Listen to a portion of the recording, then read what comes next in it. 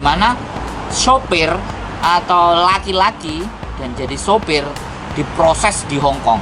Teman-teman, ini penting ya, jangan di skip ya, ditonton sampai habis. Ini berita bahwa sebenarnya ini tidak berlaku hanya kepada Mas itu tadi ya. Iya. Ini berlaku buat semua yang ada 2 kali, 3 kali, 4 kali pun nggak masalah. interminate 4 kali. Yang penting yang Oke, kita bertanya sedikit ya sama ini orang punya pengalaman banyak ya. Terus aku memang sejak aku belum jadi apa-apa sampai sekarang dia tahu lah cerita aku. Jadi dia pasti ngerti dan kita akan kulik, kita akan banyak bertanya terhadap apa yang sudah dia lakukan dan banyak sekali dia banyak melakukan. Aku ngomong dia jenenge siapa sih, Mbak? Nama saya Yuni. Ya, namanya Mbak Yuni. Kita tanya sama Mbak Yuni tentang ini yang lagi rame, yang mungkin banyak teman-teman juga bertanya, bagaimana sopir atau laki-laki dan jadi sopir diproses di Hong Kong. Ini boleh cerita gimana sih kan term and condition. Jadi bagaimana syarat dan semuanya ketika seorang sopir itu bisa. Jadi yang sudah pernah dikerjakan aja kira-kira bagaimana? Karena ada 2. Yang satu seseorang yang belum pernah ke Hong Kong, ya, dan seseorang yang udah ada di Hong Kong. Jadi buat mas-masnya yang dari Indonesia yang selalu nanyain ke saya gimana prosesnya jadi supir, itu sesuatu yang tidak mungkin memang. Kecuali kalian kesini jadi TKL, maksudnya jadi pembantu dulu. Setelah jadi pembantu kerja sama majikan, kalian belajar di sini ada sekolah sama driver. aku juga nggak apa-apa. Sekolah driver. Oh. Ya, sekolah driver. Itu satu sessionnya 550 satu session, dan kebanyakan kita ngambilnya sampai 38 section, atau jadi Biayanya ya yang dikeluarkan sampai Yang 38 kali, 1 kali pertemuan 550. 550. Dan itu bagi yang sudah di sini, yang jadi sudah pembantu, menjuda. yang jadi pembantu, yang jadi pembantu di sini baru bisa apply lesson driver untuk dapat SIM P. Setelah dapat SIM P, karena kalian masih kerja sama majikan, jadi otomatis kalian nggak bisa jadi supir untuk saat itu. Jadi kalian harus finish dulu, finish kontrak 2 tahun. Kalau kalian mau jump ke majikan lain jadi supir, otomatis kalian harus cari majikan yang mau jadi supir. Yang mau jadi supir dan ngasih kalian waktu untuk belajar. Belajar lagi, karena di jalan kan beda sama di Indonesia. Pasti. Jalannya. Seperti itu. Anehnya tadi kita harus jadi udah punya W dulu ya. Iya, okay. Kita punya KTP W, jadi artinya jadi itu pun tidak menutup kemungkinan seorang perempuan juga kan? Iya, seorang perempuan artinya juga. siapapun ya, laki-laki perempuan, kalau Hongkong kan nggak melihat itu. Yang penting kita jadi W, kemudian kita latihan dulu tadi les. Iya, les di dulu. sopir sampai 38 kali. Tergantung, seksinya ada 2 macam. Jadi kalau ambil yang lama itu biasanya pasnya cepat, karena kalau nggak pas dari department transportation juga nggak bisa. Jadi ada 2. Yang satu cepat, cuman jarang orang pas. Yang satunya lama sampai 36 atau 56 kali itu kebanyakan pas. Tergantung kemampuan. Tergantung kemampuan karena kita. dia hanya ketika dia benar-benar ngelihat kemampuannya oke, maka mereka akan ngelulusin. Tapi kalau enggak, ya diulang lagi dan seperti itu. Tapi segitu ya. Jadi siapapun bisa, yang penting sudah ada take out maksudnya KTP W-nya tadi ya. Yes, yeah. Setelah. Berarti kalau yang 0, ini kalau yang 0 for sure itu nggak bisa. jelas fix nggak bisa Nggak ya. bisa. Nah ini catatan buat teman-teman bahwa ketika 0 itu nggak bisa, kecuali dia jadi TKL dulu ya. Yes. Nah sekarang berarti terserah kalian mau nyiasatin bagaimana, intinya kamu mesti belajar dulu. Belajar dulu, minta sama majikan atau bagaimana. Sebenarnya nggak perlu Hari minta Minggu. izin majikan, karena ada yang les. Cappuccino. Oke, cappuccino.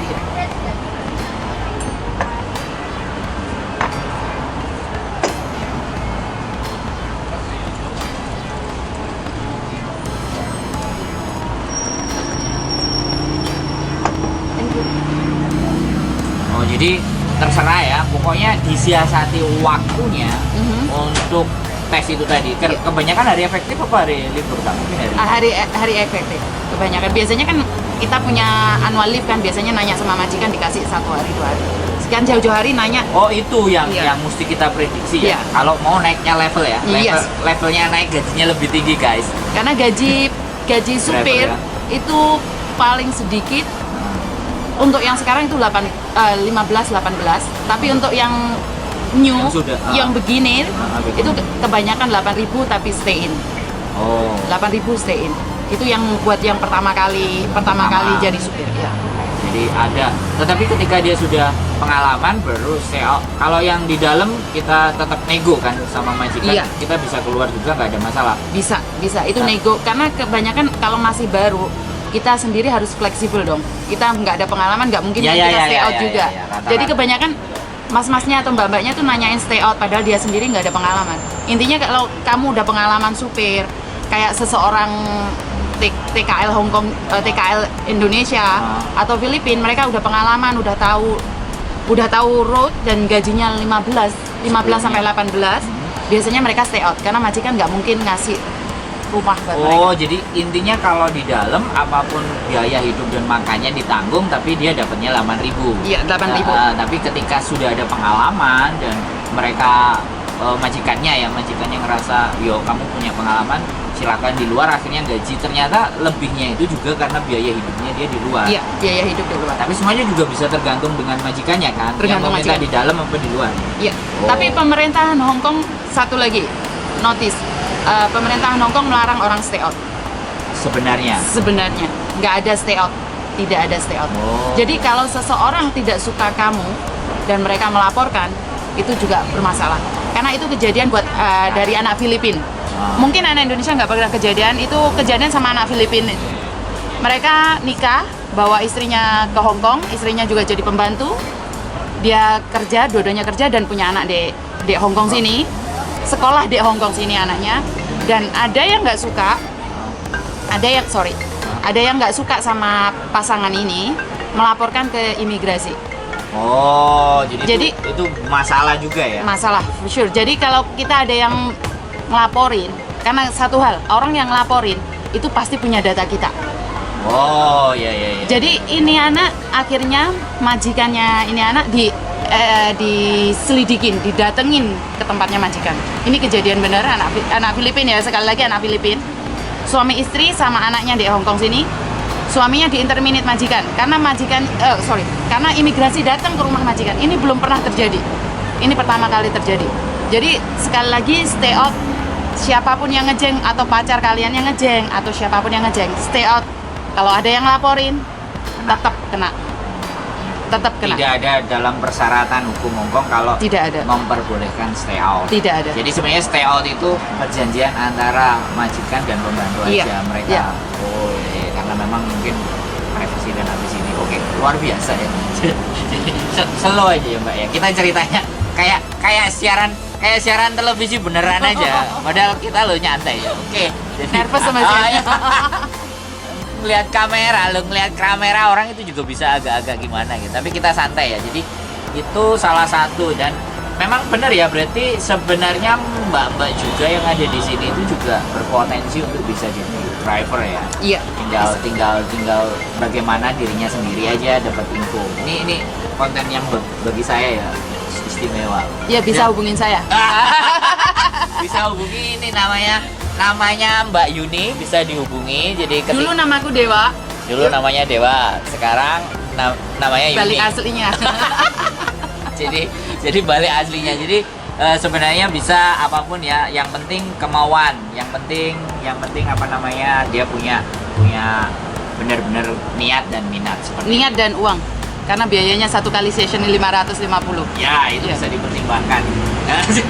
Tetapi intinya jalan ya, ketika di Hong Kong kita mau naikin itu bisa ya. Bisa, Nah, siapa aja. kemarin ada pengalaman ya, salah satu seorang PKL Indonesia ya yang sampai proses dan mungkin yang saya tahu dia sudah pulang ke Indonesia kemudian balik lagi ke Hong Kong kan. Nah, Bu, bisa diceritain nggak bagaimana akhirnya dia bisa balik ke Hong Kong lagi dan sekarang kan jadi driver di Hong Kong.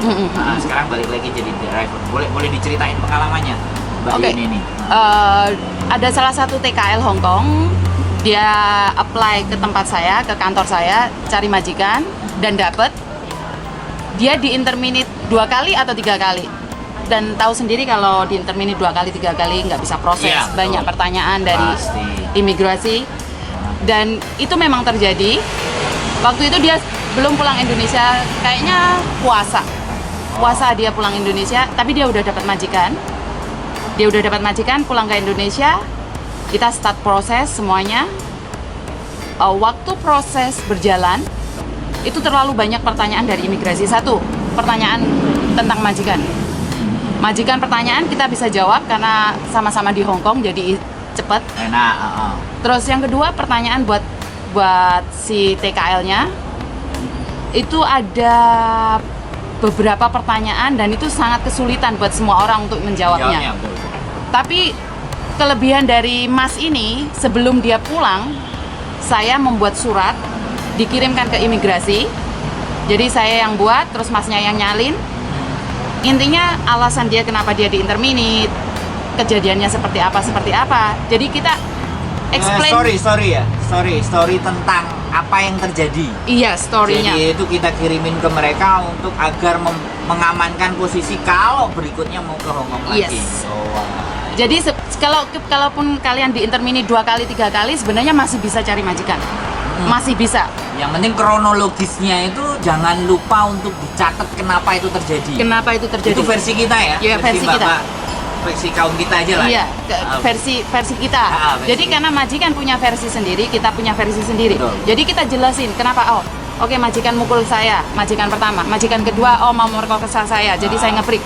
Majikan ketiga karena neneknya mukul saya. Jadi kita harus jelasin. Majikan pertama tahun berapa sampai tahun berapa, kenapa. Dan pada akhir surat itu kita tuliskan, saya memohon kalau saya cari majikan lagi, tolong saya kasih visa karena saya membutuhkan pekerjaan ini untuk membantu keluarga saya yang ada di Masuk, Indonesia. guys. Jadi itu alasan yang terakhir harus ditulis seperti itu. Jadi benar-benar memohon sama imigrasi bahwa kita butuh pekerjaan ini buat keluarga saya di Indonesia. Jadi waktu Masnya itu dapat surat, Betul. kita cuma duplikat yang udah kita Yang sudah kirim. kita kirim sebelumnya. Iya, jadi lebih gampang. Terdata, ada data arsip. Iya, jadi sebelum pertanyaan keluar sebenarnya mereka udah punya jawaban. Jadi mereka udah punya jawaban. Jadi apa yang kita kirimkan ke imigrasi sebelum kita pulang Indonesia, kita staples bareng-bareng. Dan itu pun masih pertanyaan lagi. Keluar lagi pertanyaan lagi. Kenapa kamu masih pingin pulang Hong Kong lagi? Pingin balik Hong Kong lagi ya? Dan jawaban udah ada di situ sebenarnya. Kita tulis tadi kan, karena kita butuh pekerjaan ini untuk support orang keluarga kita yang ada di Indonesia. Dan kita cuman ngulangin aja pertanyaan dia, kita jawab sebelumnya dan akhirnya kita jawab lagi. Jadi dua kali kan, kita kirim ke dia tapi dia masih nanyain kita. Jadi kita kirim lagi yang kedua kali. Jadi kita nggak boleh hilang kopi pengiriman. Yang itu tadi? Jadi kita harus simpan itu. Tapi prosesnya itu lama banget loh. Aku cek ya, sudah berapa bulan? Kira-kira aja deh, kira-kira. Sekitar 5 bulan. 5 bulan untuk proses karena dia bermasalah. Karena dia 3 kali di intermediate. Untuk balik ke sini lagi tuh prosesnya sampai 5 bulan. 5 bulan. Ya, menurutku cepat sih, Mbak. Cepat ya? Cepat. Jadi gini, oke, teman-teman ini penting ya. Jangan di skip ya, ditonton sampai habis. Ini berita bahwa sebenarnya ini tidak berlaku hanya kepada Mas itu tadi ya. Iya. Ini berlaku buat semua yang ada 2 kali, 3 kali, 4 kali pun nggak masalah. intermediate 4 kali. Yang penting apa yang menjadi alasan itu tidak harus ditandatangani sama majikan kan? Nggak perlu. Tapi story itu baik kita kan. Iya. Nah ini teman-teman. Jadi setiap teman-teman 1 kali intermediate, 2 intermediate ataupun 3, apapun berapa kali pun kalian di intermediate, yang paling penting adalah ceritakan proses kenapa kalian di intermediate. So itu jadi catatan penting ya. Jangan di skip, ditonton terus. Kita lanjutkan pembicaraan dengan Mbak Yuni. Nah, mungkin aku ngomong sendiri ya. jadi sebenarnya dia juga ada bermasalah seperti itu ya. Tapi sebelumnya dia jadi TKL atau sopir sudah sebelumnya? Sebelumnya dia udah jadi supir karena dia udah punya lisensi, dia udah pengalaman supir. Supir. Iya. Dan bagusnya dia bisa bahasa Kantonis. Wah, Ini plus bagusnya ya. plus. Plusnya. Iya, plusnya bisa bahasa Kantonis. Akhirnya Saman memproses dia itu sampai 5 bulan ya. Iya. Dan drive license-nya dia masih berlaku kan? Masih berlaku. Masih berlaku. Jadinya kemudian Saman proses. Tapi ingat, license driver Nah, atau KTP Hong Kong, orang-orang sering salah. Kalau kita udah di intermediate majikan, sekali lagi, kalau kita udah di intermediate majikan, Yes. KTP itu nggak berlaku. Ya, Begitu juga dengan SIM. Oh. Jadi kita kalau kamu udah diinterminate sama majikan dan kamu masih bawa mobil, itu kamu tetap nggak Masalah. boleh. Masalah. Karena SIM kamu kan under majikan. Wow, ya, berarti ketika majikannya udah putus, semuanya akan putus. Semuanya akan Yes, putus. yes. Ini penting ini. Ya, jadi semua orang berpikir bahwa kan SIM nggak ada. masih ada. Iya, SIM-nya udah nggak ada. Ternyata Jadi enggak juga ya. jadi waktu kita tes ke majikan baru, kita belum tanda tangan, visa belum turun. Sebenarnya itu bahaya juga. Bahaya buat agent juga bahaya buat majikan, bahaya buat orangnya. Karena kalau accident nggak ada asuransi. Oh ya. Jadi sekali lagi kalau pas tes driver, kalau ganti majikan itu sangat hati-hati. Karena itu kejadian juga, pernah kejadian di saya. Cuman bukan orang Indonesia, anak Filipin. Itu kecelakaan. Jadi majikan nggak bisa menuntut, semua nggak bisa menuntut. Akhirnya semuanya tidak bagus buat semuanya. Seperti itu. Berarti accident majikan nggak bisa nuntut, anaknya juga nggak bisa nuntut. Akhirnya Laporan polisi dan dicabut itunya, SIM-nya. Akhirnya SIM-nya itu menjadi catatan buat rekod buat dia si driver tadi untuk berikutnya lagi kalau dia mau izin lagi atau mau apa lagi ya. Tes lagi. Harus ada tes ulang. Iya. Jadi intinya ketika sudah kita accident atau apapun ya yang dicabut ya setelah license itu bisa dicabut kan. Bisa. Di Hong Kong bisa dicabut. Kalau di Indonesia nggak tahu. Nggak tahu. Intinya tapi kalau di Hong Kong bisa license-nya dicabut, kemudian dia tidak bebas lagi untuk membawa mobil. Satu kejadian kalau kita bermasalah itu court, kita ke persidangan dulu. Tergantung dari persidangan. Jadi persidangan ada yang menghukum 3 bulan, 6 bulan, 1 tahun atau cabut selamanya. Jadi itu tergantung dari sidang. Oh, ada sidangnya. Ada sidangnya. Jadi tidak juga harga mati ya, Tidak. masih ada beberapa proses yang harus dilalui. Iya. Nah, akhirnya yang TKL tadi yang dari Indonesia akhirnya sekarang sudah kembali lagi ya. Sepertinya udah kembali lagi karena dia nggak pernah SMS saya, nggak pernah telepon saya. Cuman saya lihat update di Facebooknya. Istimewa ya. Jadi ini luar biasa. Oke, it's not problem. Itu tidak menjadi sebuah masalah besar. Tetapi kali ini kita bagikan bahwa ya begitulah manusia ketika segala sesuatu bisa selesai dan dia udah baik-baik saja ya mungkin nanti suatu saat mudah-mudahan dia nonton channel YouTube ini ya, dia nanti langsung menyapa ya Mas. Jadi saya jadi orang yang di tengah. Tapi oke, dan saya membicarakan Anda loh Mas, saya membicarakan Anda tetapi saya sekali lagi tidak menyebut nama. Jadi ini tidak akan bisa dituntut santet saja karena kita tidak menyebut nama. Tapi aku nunggu kemanginya aja. Iya. Ini udah kode keras loh, kemangi loh, ini udah jelas loh ya. Jadi oke, ini buat teman-teman semuanya yang di Hong Kong tentang bagaimana permasalahan driver ya, terus cowok juga masuk di Hong Kong. Jadi semuanya pada intinya adalah kita mesti dapat W dulu ya. Iya. Kita mesti dapat W, setelah dapat W di dalam mau ngapain, mau seperti apa, itu bisa ya ditata, bisa diatur. Nah, oke, teman-teman, pengalaman hari ini luar biasa dengan Mbak Yuni ya. Nah, nanti aku nggak tahu bisa diminta kontaknya atau sampai tanya sama saya dulu lagi bagaimana. Masih banyak cerita lagi untuk yang kedua berikutnya. Oke, kita mau seruput kopi dulu ya. Jadi kita matiin dulu ya. Oke.